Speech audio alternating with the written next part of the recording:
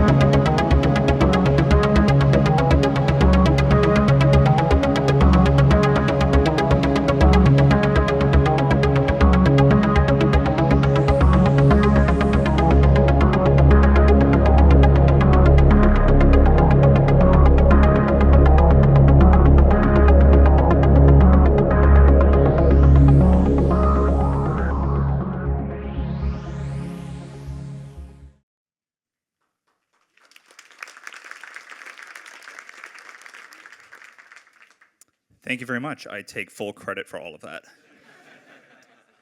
Okay, what is virtual production, and more specifically, what the heck is a VAD? Oh, there, I'm back. My take on virtual production is, right now we're all focused on the shiny new toys. We're all focused on the big LED screens. I think it is much more than that. Also at the same time, it's not this new thing. Really what we're trying to do is draw parallels with the film industry as it exists. It's just a natural extension of the filmmaking process, just virtually. We're just... Oh, and I may need a backup mic over here. So yeah, we're really ultimately just bringing in new tools to solve new problems and ultimately enable filmmakers to do cool new stuff. The VAD has been very poorly defined, and hopefully I will not add to that confusion and will give you some clarity on that. But again, take all of this with a boulder of salt, because this is very much my opinion based on my experience with working in virtual production for a number of years. So this is a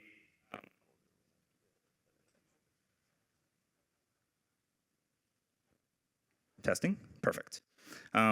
This is okay. I might have to just well, this is being recorded. Is a diagram that our VAD put together. I kind of stripped it back for to stick with.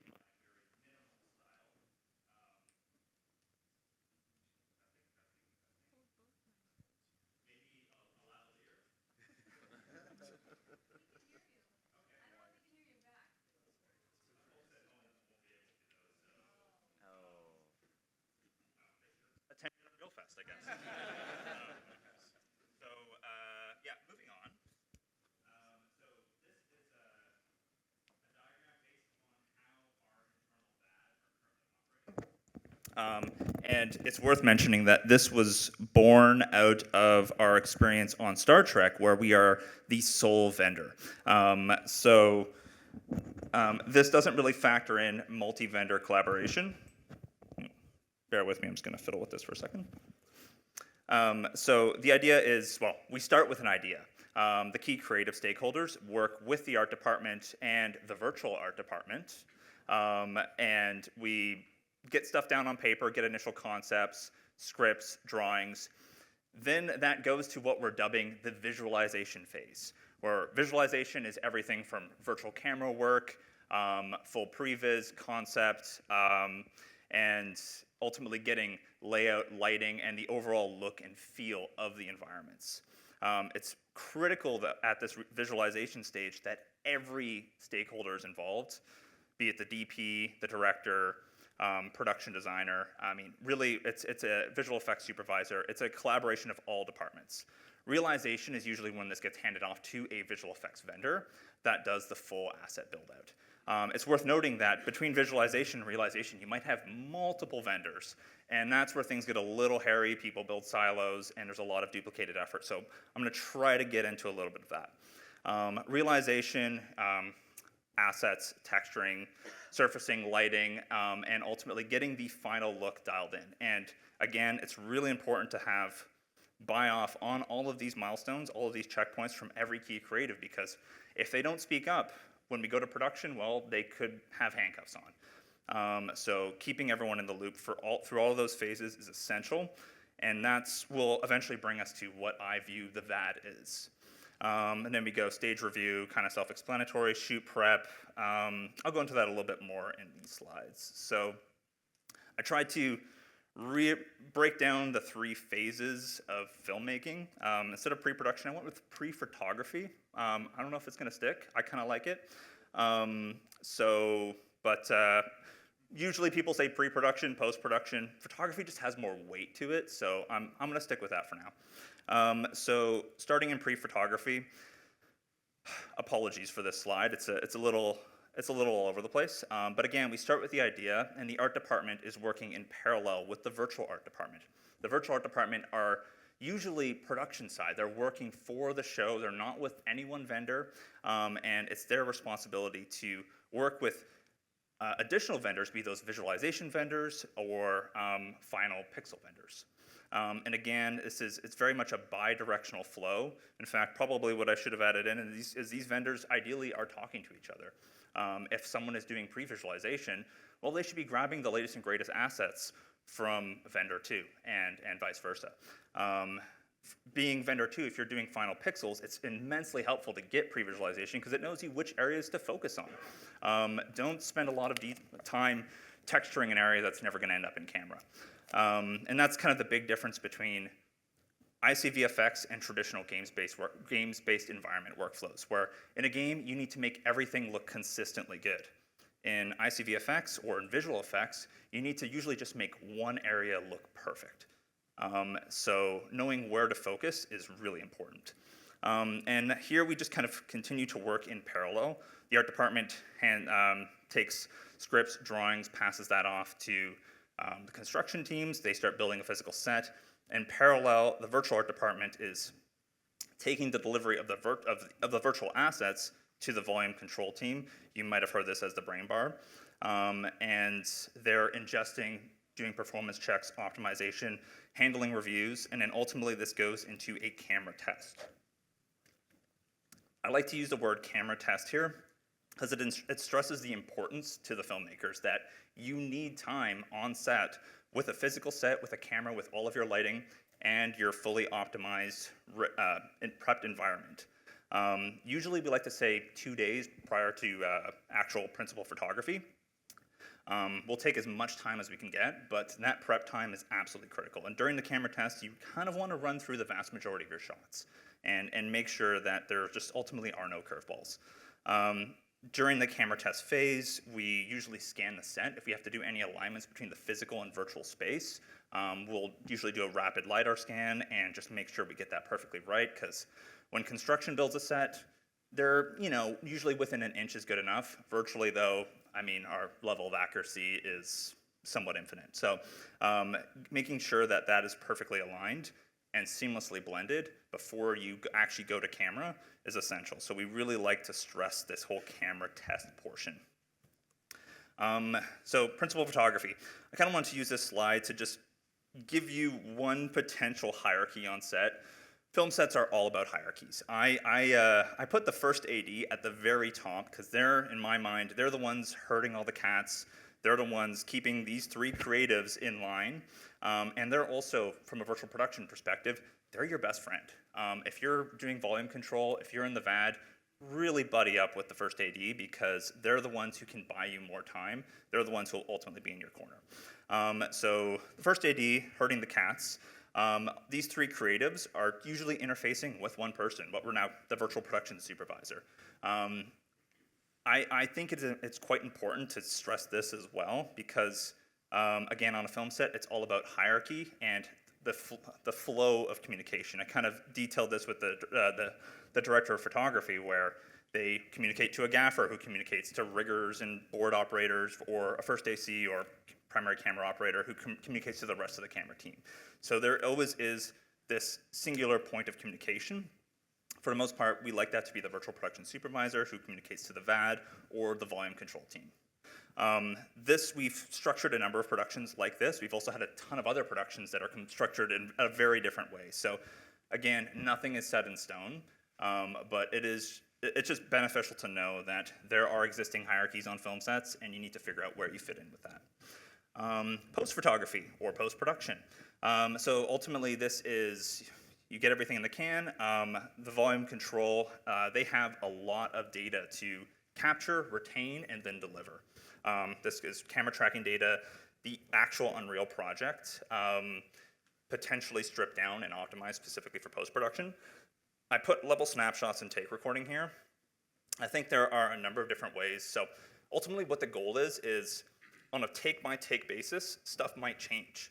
You need some way of capturing and tracking those changes and delivering them in a sensible manner to the post-production visual effects vendor. For context, we re-render all of our post-production shots within Unreal, and it's kind of essential because otherwise you're rebuilding the entire environment in some other DCC. So ensuring that this handoff from the volume control to visual effects is seamless is ultimately going to save the production a lot of money in post. So we personally prefer level snapshots for tracking all environment changes. We have a number of internal tools as well for tracking more lightweight changes. Tape recording is also pretty powerful because you get your camera tracking animation in there as well, but you still want the raw ground truth. Whatever your camera tracking system is, it's going to be recording in its raw format. You also want that data with embedded timestamps, time code. Lots of notes. Take tons of notes on set. That's super helpful. Especially if your creative says, oh, cheat that mountain a little to the left, that's useful information. We may want to know that in post-production. DMX data. So DMX, for those who are not familiar, is a protocol that's been around forever, and it's kind of the most used protocol on a film set, so we take full advantage of that. And basically, whatever we can hand off to the lighting board operators from a virtual production perspective, the better, because then they're the ones getting yelled at and not the volume control. So, and they're used to getting yelled at, so it's a natural handoff.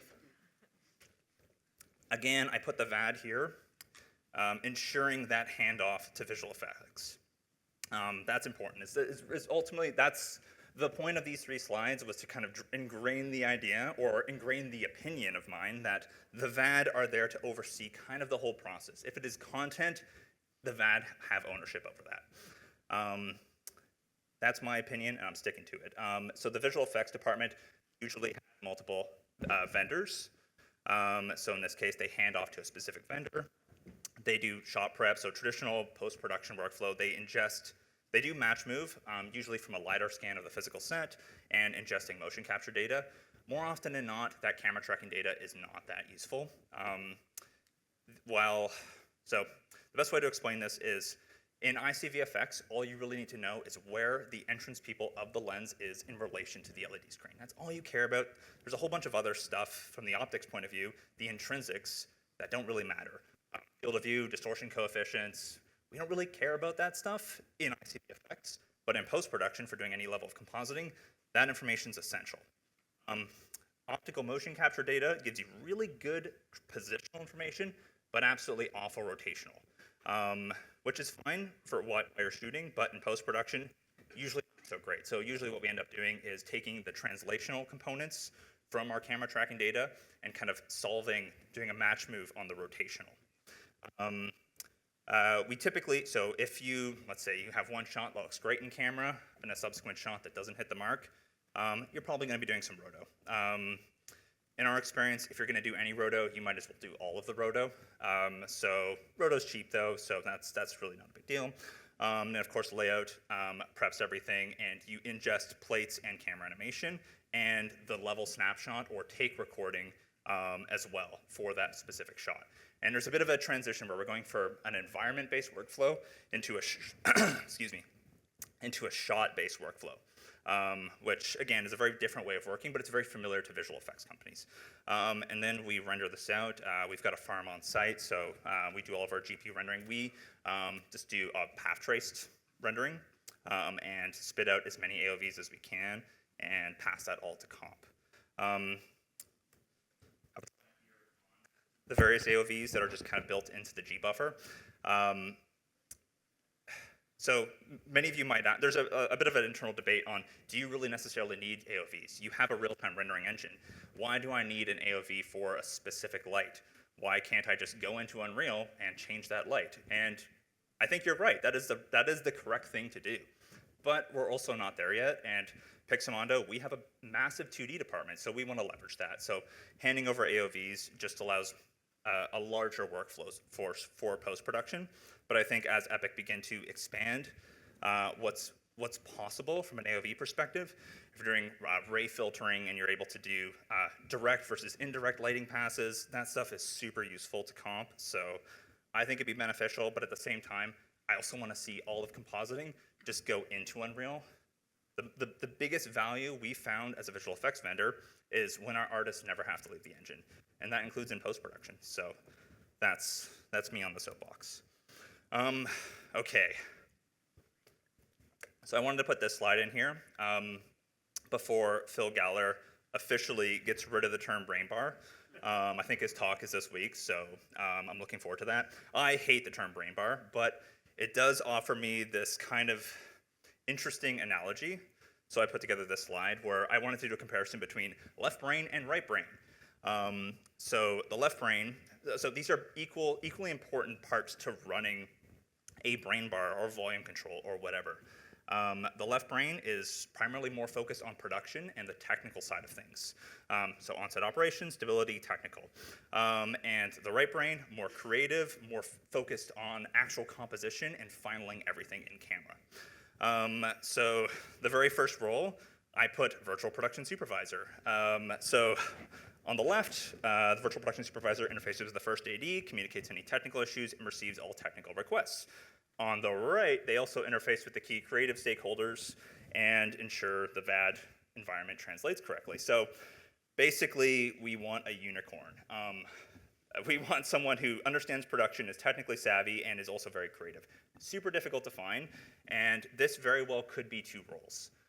Again, we're all still defining this live. So Potentially there are a different title. I kind of like to equate the left side of things as more of a first AD. You know, they're more focused on ensuring that we have a stable, successful shoot. And then going down the line, I like to, engine operator seems to be kind of the title that we're honing in on now. I think you can have a technical or a creative engine operator. The technical is focused on optimal pixel distribution, which I have a slide on that a little later, which hopefully we'll get to. Monitoring performance, and ultimately just, again, ensuring technical stability. So they'll be working with the virtual production supervisor or another role to manage all of that. We have camera tracking. We have a role internally called a virtual production technician, and that's the kind of T-shaped just person who can do anything on set for the virtual production department. Usually it's more often than not technical responsibilities, but they support the mocap department, LED, video, distribution, in-engine stuff. Now on the creative side, on the right brain side, the VAD supervisor is, well, they're part of the VAD. They are the most intimately familiar with that environment. They know where every single thing is. If I, want to make a change to that material, they know exactly how, where it is, and what to do with it. And they communicate with their creative team. So I have a compositing engine operator, because really, in reality, that's what they're doing. They're compositing in real time. They're finaling shots. They're blending the scene between the physical world and the virtual world, and doing whatever they can to polish that shot before they roll the take. And it's amazing watching them work. I mean, we'll usually have multiple of these creative engine operators working in concert with each other. We'll have like 3 of them all working on different elements at the same time, all the way up until they call action, and then it's pencils down, hold your breath. Hopefully the take is successful, and then as soon as they cut, they immediately start going at it again. So it's high pressure, but a lot of compositors really love it, and they have the eye for it. And then we also have I put a lighting and shading engine operator, and honestly, be it compositing or it's kind of shared responsibilities. But usually we'll have one person more focused on shader modifications, changing any dynamic lighting that might exist, where another person's work is focused more on using color correction regions, which are awesome. You should all be using them, and just doing whatever they can to get the shot finaled. Oh boy. All right, imaging, color science, lighting, cameras, how do they all play together? This part of the talk, it might be ambitious, might be very hand-wavy, so bear with me. So this slide, so I wanted to try to give an explain like I'm 5 analogy for color spaces. So we have 2 boxes of pastels, or really pick whatever medium you want. And we have an artist who's just so familiar with working with this box of pastels. They know exactly which ones to mix to get the right color. They have their recipe. They know that recipe inside and out. Now, what often happens when you're switching between multiple different mediums, display devices, is you might need to use a different set of pastels, or basically, you might need to make a different recipe using different materials. How do you do that? And knowing that that has happened is equally important, because you could have an artist who's mixing their colors in a very specific way, but then if you do not anticipate the way that they're using those colors, well, they're not going to translate to the end medium, to be that in camera, on the LED screen, or in reviews. So what we ultimately need a way of doing is translating between one recipe on the left to the other recipe on the right. And if you know all of the differences, so basically you have to, if you know all the differences between these 2 different recipes, then you can come up with a formula to convert between the 2. And that's kind of hopefully a somewhat intuitive way to explain color spaces and why they're important, specifically to artists. So one of the big issues that we often face on large-scale virtual productions with multiple vendors is you may have people working in different color spaces. It's essential to kind of mandate. It doesn't really, well, it may matter which color space you're working in, but that's not for this talk here. All that's really important is that you're consistent. Consistent across the board. And in our experience, in virtual production, it's somewhere to the Wild West, and it's anything but consistent. Previously, we had no way of really knowing the source of a texture and what to do with it once it's been imported. Usually, if you don't know where it came from, it's probably Rec 709 primaries, ideally linear encoding. And very recently, Epic kind of snuck in some super useful functionality. So on the right here, you have the texture details pane. It allows you to actually specify a source color space or encoding. So you can, on a per texture basis, convert to the correct working space. And they also, in the rendering tab, they allow you to also explicitly state what working space you're in. Otherwise, it was kind of somewhat implicitly sRGB or Rec 709. And then you had to use OCIO to be more explicit about it. So I didn't have time to put this into a slide, but I did make a diagram a while back to illustrate a kind of color pipeline to some of our supervisors. Super messy, but ultimately we start with assets. So if you're in a DCC, you're authoring these assets. You typically want to be authoring in a linear color space. A linear encoding, apologies, and a consistent color space. It could be ASUS, it could be Rec 709. Again, it should be determined by the production, by the show. In virtual production and in the VAD, one of the big benefits of working in Unreal in virtual production is you have access to this amazing ecosystem. You have access to the marketplace. You have access to megascans. And being able to import and readily use those assets, which look phenomenal, is great. But what color space are they in? Where do they come from? What monitor was the artist using when they authored them? We have no way of knowing that intent, so it gets extra confusing with that. Quixel, I believe, still to this day is entirely Rec 709 primaries, linear textures, so you can make that assumption and then encode it to something else if you see fit. But ultimately, when you ingest things into the engine, all it's going to try to do is make things linear. So on the left here, we're dealing with color spaces, so we want that to be transformed into a single working color space. In this case, I put sRGB. This whole diagram is supposed to talk about how we shoehorned Rec 709 into an ASUS pipeline. Ultimately, the goal was to get everything into linear sRGB working space, or Rec 709, both from an encoding and color space perspective, so that ultimately we're working on linear 16-bit floating point values, which we refer to as scene linear. I'm going to gloss over all that.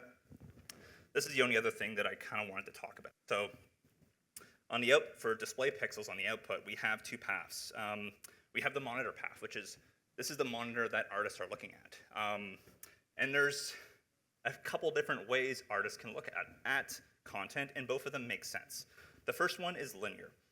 The assumption with linear is they're treating it like the real world. It should look boring. It is real world linear light. It shouldn't look like a movie.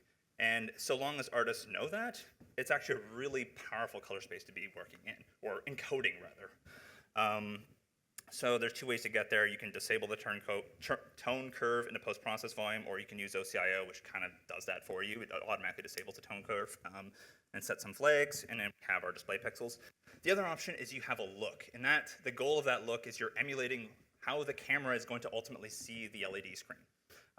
So in order to do that, you want to translate into the camera's color space and then apply some look. It could be a technical LUT or a show LUT.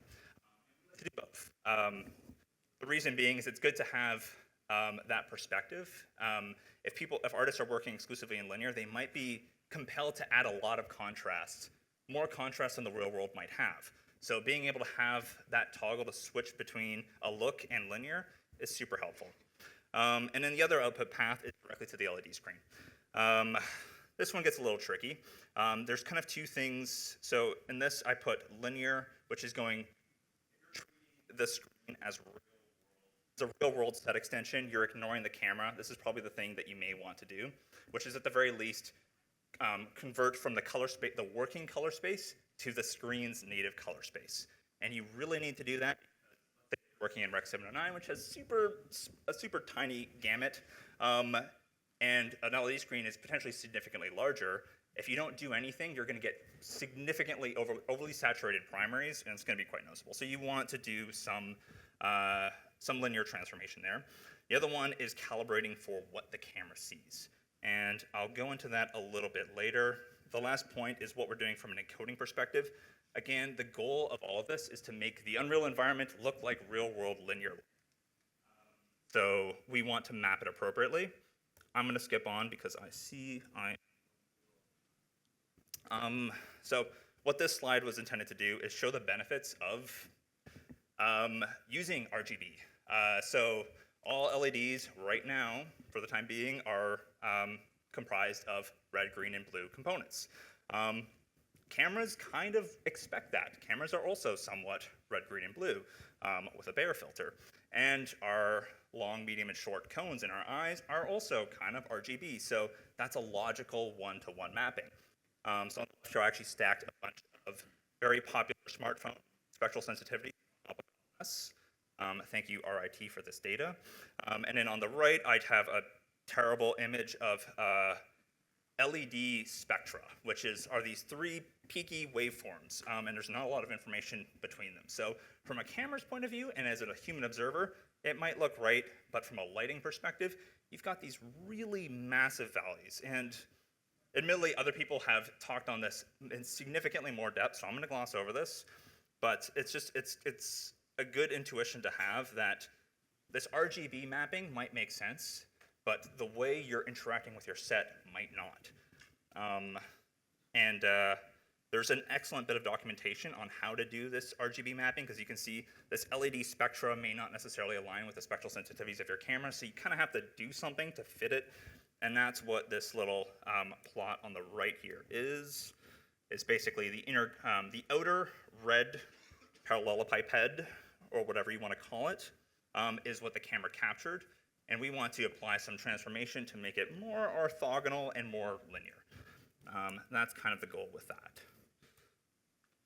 I might have to just do a speed run through the color science stuff. I'm going to get lost in the weeds here.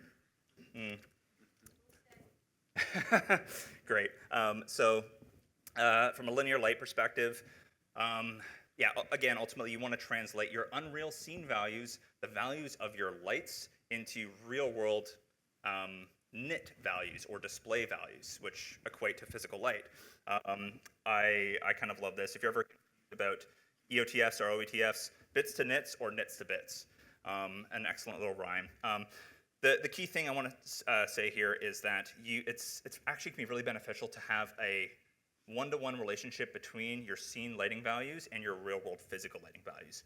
And you need to take into account your in-scene exposure. Ideally, you're not doing any exposure adjustments to your Unreal environment. Your lighting values are just sensible. And then you want to expose your camera to the kind of correct range. I usually like to expose cameras so they clip around, let's say you have a 1500 nit capable display. I like to clip around 300-400 nits, maybe 500. For context, 100 nits is the same as paper white, both virtually and physically. So if you expose to at a peak of 500 nits, that means you're going to oversaturate the sensor, but you're never going to clip your content on your LED screen. Because again, the goal with the LED screen is to remain linear. We're emulating the real world, so it should not clip. It doesn't clip the real world.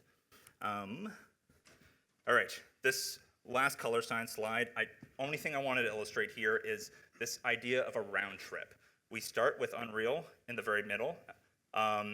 We output to an LED screen. We capture it with a camera. We go all the way up into post-production in the red there, linearize that footage, composite it, and re-render the same Unreal scene for comp, and the two should kind of be the same.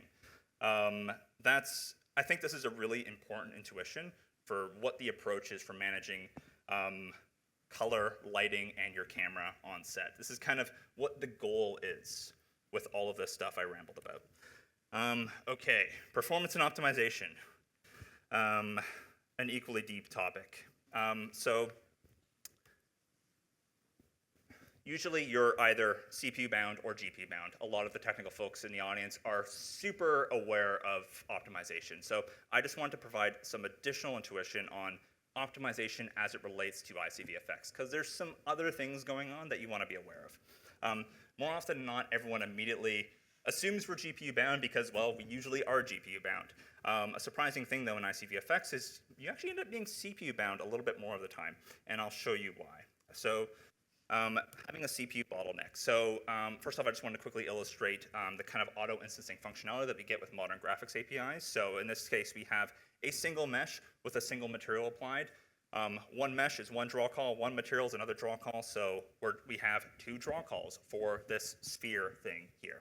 And then if I duplicated that sphere, which has the same mesh and same material, well, we also still have two draw calls because we've batched them. We've automatically instanced them, and that just happens under the hood. So both from a technical perspective and an artistic perspective, it's good to keep that in mind because you should be building your environments like this, being somewhat modular, so all of that super cool low-level stuff just happens for you.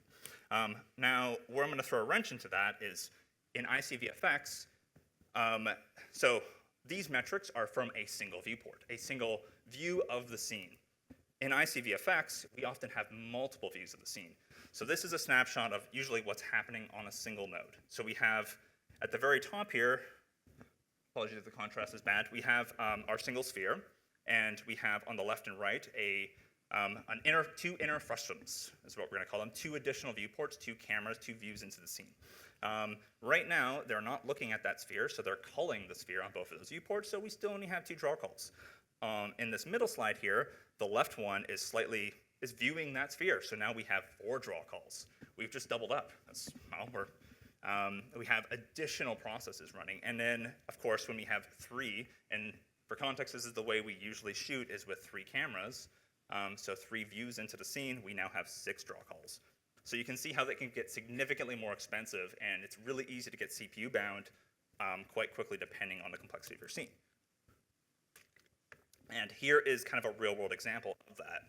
Well, no, anything but a real-world example, but I think it might be somewhat intuitive. So, and here we have an end display cluster. So we have these 7 viewports, or 7 nodes. Each node, as illustrated by this blue square here, each node is rendering an outer perspective, which we see in everything except for the bottom 3. A camera overlay, well, 2 camera overlays. And the key thing here is that's happening whether those are visible on that node or not.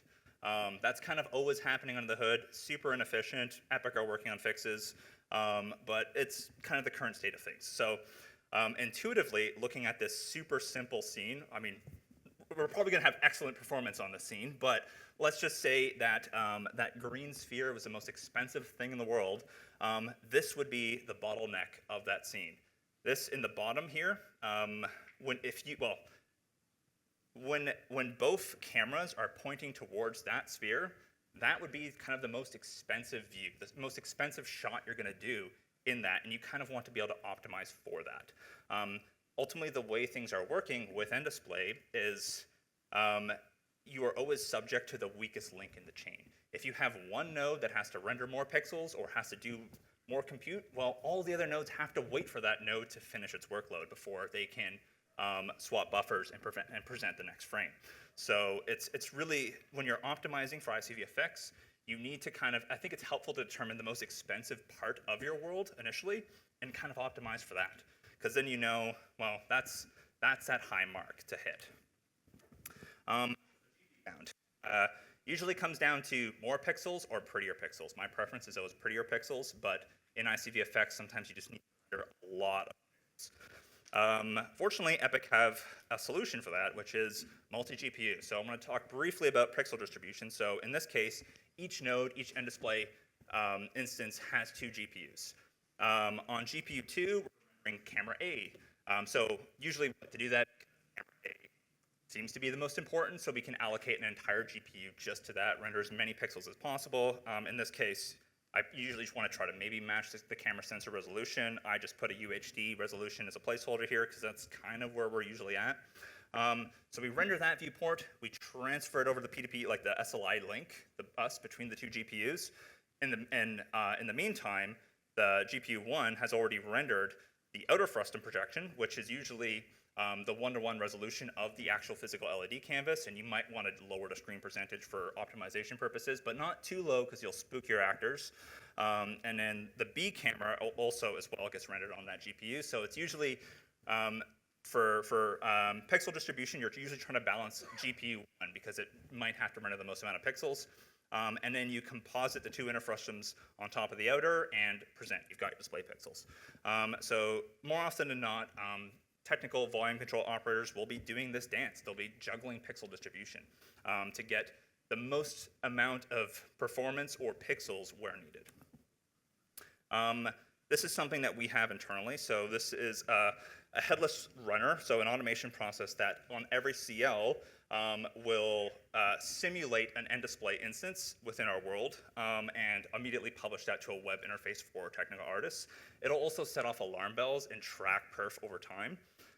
So it's not a tool that's monitored until an alarm bell goes off, and then the technical artist has an immediate way to go in, look at relevant optimization visualization passes, and see immediate metrics. So you can see the different metrics here, and we'll list all the viewports there. So it's just a really quick way for technical artists at Pixo to go in and diagnose the current state of an environment.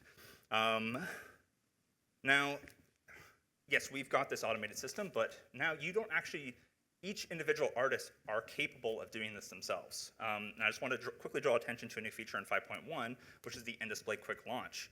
It allows you to locally launch an end-display instance to emulate what that pixel distribution, what the quantity of viewports we just drew actually is, and get somewhat accurate performance metrics. So at least they know they're somewhat on the mark.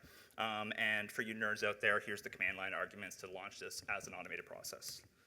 Oh, this is a cool graph. So this is us graphing perf over time. So you can see our CLs on the bottom. And the red color is our concept. So usually this all exists within the same Unreal project. So concept is people just trying to make the prettiest possible pixels without any thought to performance. They are trying to ultimately make concept art, which can get approved. So you can see our frame time in milliseconds is significantly higher.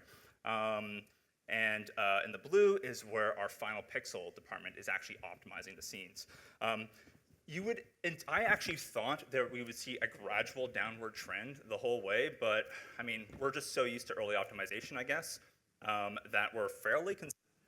Although the interesting thing are these peaks, and it's these peaks that set off the alarm bells for us. It's usually a light bake gets broken or some wires get crossed, and you can see they are in both concept and in final because, again, we're sharing common stuff. Okay, I'm going to talk briefly on collaboration. So ultimately, you have multiple visual effects vendors going through this process of visualization. You need some way of sharing assets. The last thing you want is like the traditional visual effects thing where you're uploading things to these or SneakerNet. You want a common repository for all of your assets that anyone can access. So we currently use Perforce primarily for that, and for VCS and Unreal, or just large binary assets in general, Perforce is kind of really the only name of the game. Well, actually, that's not entirely true, but the integration with Unreal is fantastic because they also use it internally, so you inherit their pipeline for free. So we usually host this instance on AWS, and all the vendor partners have access to that. The key thing that I'm trying to point out here is at some point you need to make a handoff, a delivery from final environment to stage, which, you know, it seems like it should be easy enough, but the big issue is on the stage, they're in production, and the most important thing in production is stability. It can cost easily $100,000 an hour just to be on a film set sometimes, so time is very precious. So the thing I want to illustrate briefly here is what does that look like? How do you deliver to the stage for review and a shoot, and then how do you then deliver into production for offline renders? And I think there's a number of different ways of doing this, and I'm going to briefly kind of show our approach. So because we're using Perforce, because we're using VCS, we kind of embraced it a little bit and took a bit of a CI/CD approach, where we have an automation system that will merge or not merge from studio to stage. In this case here, we're going to start from the very top CL. We have revision number 1. The studio made an asset. That automatically gets merged to revision number 1 on the stage Perforce stream because it is unlocked. It is accepting new changes. Then immediately after, we lock the stage. So you can see the studio does revision 2, 3, and 4, and well, we don't see anything on the stage here, it's blank. The stage then a revision of their own. They modify that same asset, so we now have revision. I colored it red because as soon as we well, we merged over it. And that's where you have merge conflicts that you need to resolve, and don't have a solution for that because it's something you're just going to have to manage on your own, be it with your own pipeline or just manually. And so you can see all those revisions get copied over to the stage. The stage is going to want to make revisions as well that we want to send back to the studio. Let's say we're making some creative choices. We're working with the filmmakers. Usually, a lot of creative decisions do get made on set because when you're in visualization, it's very much theoretical. You're working entirely in Unreal. You have all these departments collaborating together in Unreal, trying to shape what the final shot is going to look like. But there's a lot of unknown variables. How is this going to line up to the physical set? More often than not, what our creative teams on set are doing is actually making the virtual environments look worse because in space, we don't have limitations. If we want something to be gold-plated, we can. That's easy. But the physical sets, the art department, they have budgetary constraints. And usually, we are all trying to get to what that concept art is dictating. And more often than not, the physical set will fall short. So what we're doing on set is making things look worse. I try not to say that to our operators. It's kind of true. Things look consistent. So some of these consistent changes will potentially go back up to the studio. So in this case, we're unlocked, which is dangerous because we could get clobbered over by the studio, and we're sending changes back. The studio ingests those 2 changes, make a change of their own, and send it back to us. And then we lock off the stage at revision 9 and start shooting. This is this is an actual for an individual asset. The graph that I copied in. So this is a fairly standard operation for us. And then we have at the front end for stage operators to lock or unlock specific projects on stage. Well, I think I'm out of time, which is a good thing because this is going to be a tough one to talk about.